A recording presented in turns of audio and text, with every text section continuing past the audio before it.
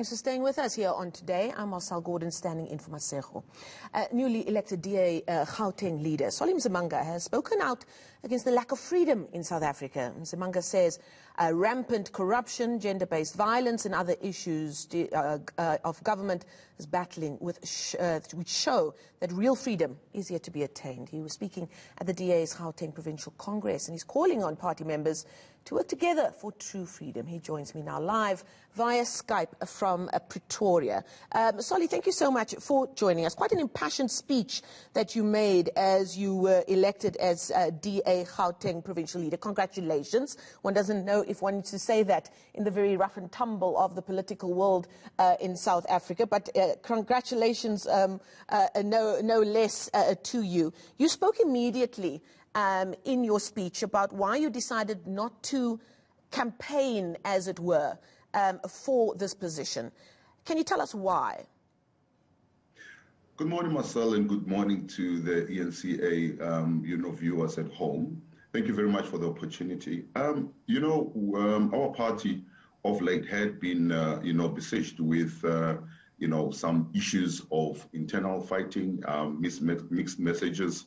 And I've been very passionate about that and addressing that because let us be honest, no member of the community or no supporter wants to see their party fighting, or those that are aspiring to join the party or even support the party don't want to see internal bickering and fighting.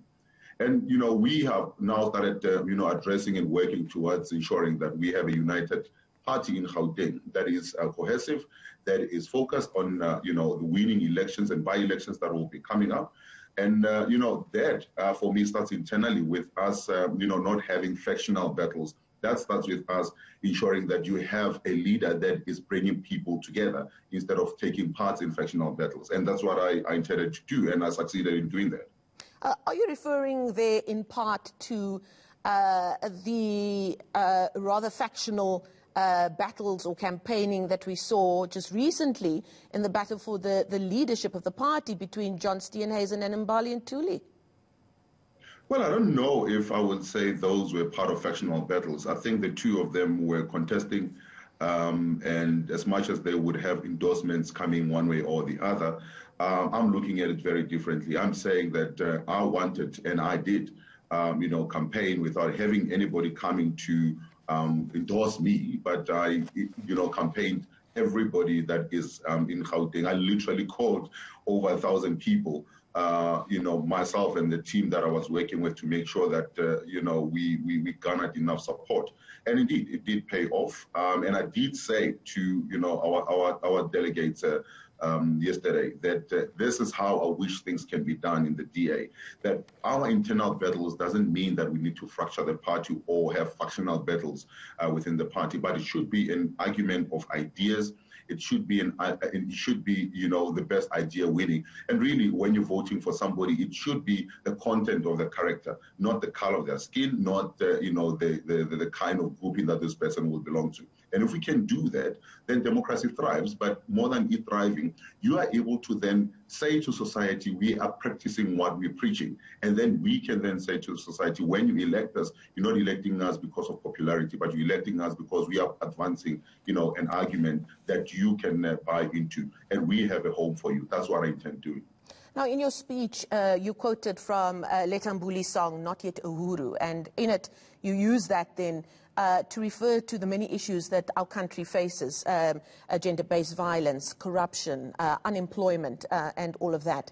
I dare say that some would say, looking at the direction that the Democratic Alliance has taken over the last few years, especially after the local government elections, where they shed a percentage of votes, one would say, amongst your more conservative voters.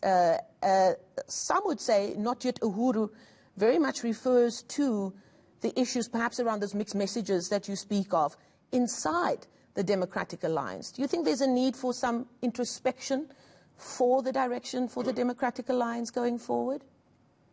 Well, the DA started doing that. The leader has openly said we are starting on that process. We have done, from last year, we started, with the post-mortem, if you like, post the 2019 elections. And we had, looked, and we started soul searching in terms of what is it that we still are to offer the people of South Africa? What kind of message we need to be putting out there, and who we truly are? And I think for some time we had allowed the other parties to dictate who we are, and we said enough and here and no more. Do we start to then ensure that we tell our own story, we tell who we are, and we attract people? And I am confident that we'll be able to attract people who want to build a non-racial, non-sexist society that is prospering.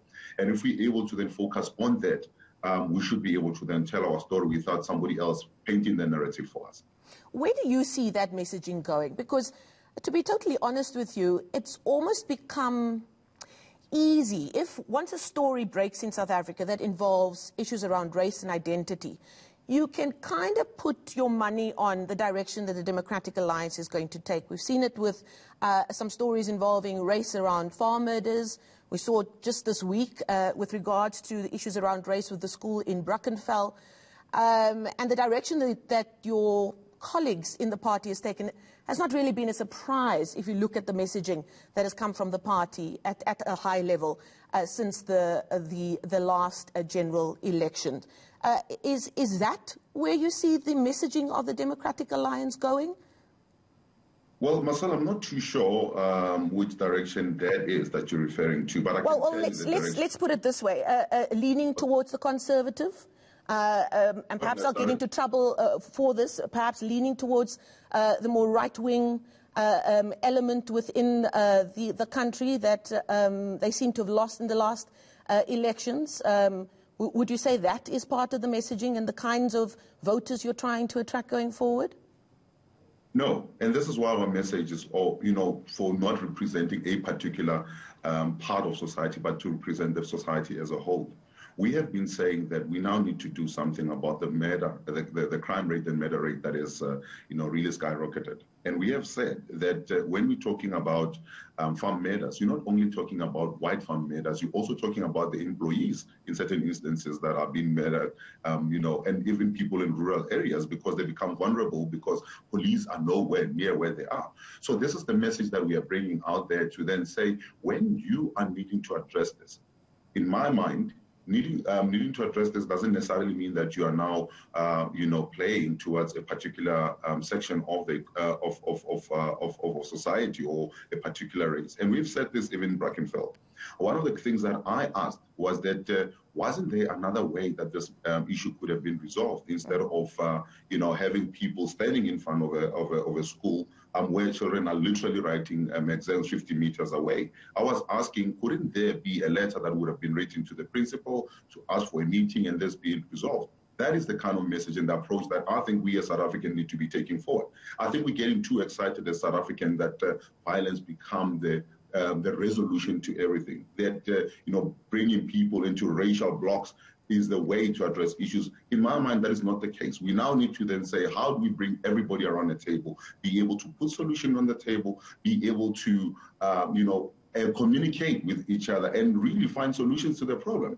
And unfortunately, there has been parties that have been thriving on dividing people on racial basis. And the trend you can see, you can see it in Northwest, you can see in the Northern Cape, where we tend to be losing support, and it's going to the extreme parties that are really, either representing the extreme Afrikaners or those that are representing the black majority that really wants to see themselves as only belonging to that particular bloc. And we are saying as a Democratic Alliance, there is room in South Africa to bring people together, and that's where we need to be thriving towards. Solly, what did you make of your party's results in the local government elections earlier this week? They did shed, according to the numbers that came forward, you did shed quite a few voters in the black communities. Well, not only in the black community. We were in Lenasia. I was personally there. It talks to a number of things, both internally, externally. Internally, our structures, and I did say this yesterday, going to be hitting the ground in terms of ensuring that our internal structures are empowered and retrained, and form part of the community on a permanent basis. Voters want to see representatives on the ground all the time, not, just before elections. And this is something that, when according to politics, is something that I had been practicing, and I need to make sure that we get back to that. That's number one. That's, the internal aspect of it. There's also an external aspect of it. We have, said to the IEC, we know that on the day, especially for instance, in Ward 9, in Lenasia, where we know that there's been a party that has been giving food parcels on the day, sending people SMSs. We do have the SMSs and pictures of the food parcels. People being told that come and vote. After voting, come to our table, show us the SMS, and then you will be able to get your food parcel. So these are things that internally and externally we now need to then say, how do we then deal with them? But we will deal with them internally by ensuring that we put public representatives, we empower our structures to be on the ground, to be able to counter these things and to be picking them up way before the day of elections. And if we're able to do that, we will then be able to regain lost ground, and we'll be able to then plan, for the future going. So Solly, just in closing, before I let you go, you don't think that any of that lost ground, especially amongst black voters or voters of colour, or however they care to be identified, you don't think that's got anything to do with the kind of messaging that we've seen over the last couple of years, especially this year, coming out of the DA leadership right at the top? No, I don't think that is the case, and we will still do our own analysis. But as things stand, I don't think that that is the case. I think it's a little bit too early. The leader has just been elected about 3 weeks ago. I've just been elected yesterday. We're going to be hitting the ground from tomorrow. I'm going to be visiting the regions. We will have internal meetings. We will have community meetings where we then begin to also search in terms of what is happening, and also to, regain some lost ground. We're not naive, to what has happened last week, but we are saying also, there are other elements that had been playing. For instance, we've had another party that was been going out, sending out lies about the DA, saying the DA is an Israel-funded party, to really appeal to the Muslim community. But again, I'm saying there's internal and external factors which we can control, and those that we can control, we make sure that we control going forward, and we should then regain our lost ground. Thank you so much. The newly elected DA Gauteng leader, Msimanga, live for us there via Skype from Pretoria. Thank you so much for joining us this morning.